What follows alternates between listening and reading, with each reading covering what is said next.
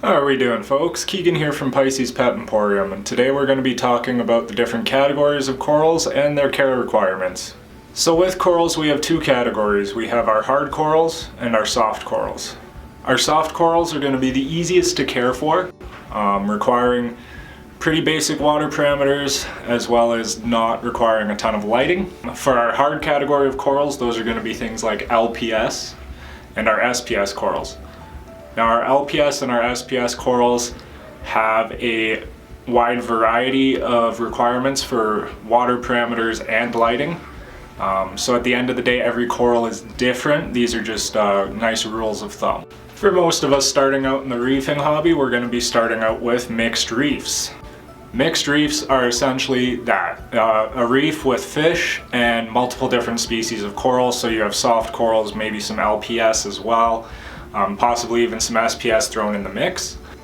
General parameters for a mixed reef are going to be 1.025 salinity, temperature anywhere from about 76 to 78 degrees Fahrenheit, pH 8.1 to 8.4, alkalinity anywhere from 8 to 12 DKH. Our calcium is going to be anywhere from about 350 to 450, and our magnesium anywhere from about 1250 to 1350 parts per million. Now within those average parameters for mixed reef, we can keep any of the three mentioned coral categories. The easiest to start with is always going to be our soft corals. Soft corals don't really need a whole lot of calcium, magnesium.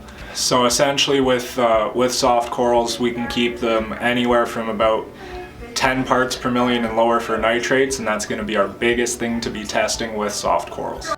Biggest thing with LPS corals to keep them happy, the more consistency we have in our water changes, those are going to keep our levels of calcium, alkalinity, and magnesium up for them to be enough in most cases. And we don't really have to dose for a lot of LPS unless you have a very heavily dominated tank. So water parameters are going to be needing to be most stable with our SPS corals. They need a higher calcium and alkalinity level. As well, they need much lower nitrates than most others. So in most systems you can run 10 parts per million or less. SPS prefer 5 parts per million or less, or most people who keep SPS dominant tanks do run a ultra low nutrient system. Lighting and flow are also going to be very different for the three groups of corals. Lighting for your SPS tanks is going to have to be pretty heavy. They do like lots of light. There are of course some species that do fall outside that normal SPS light range, but for the most part 250 to 500 par is where you want to be for SPS. For your LPS, 150 to 250 is a pretty good sweet spot, and for your soft corals, 50 to 150 par seems to be good at getting them good growth and everything like that. Flow is another big thing. Flow is going to be less required for your soft corals. You're going to want more moderate flow for your LPS, and your SPS tend to like really high flow to get that nice bushy look out of their polyps. Corals can be a very intimidating thing for new reef hobbyists, but they definitely shouldn't be.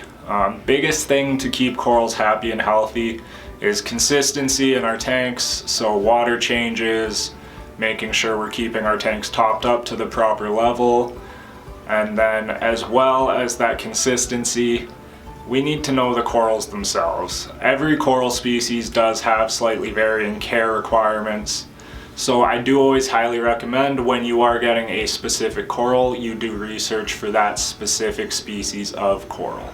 Thank you for watching today's quick little video on corals. If you guys had any further questions, you guys can always come on down to the store and give us a visit, and we can always help you out, or you can feel free to give us a call at any time. Have a good one.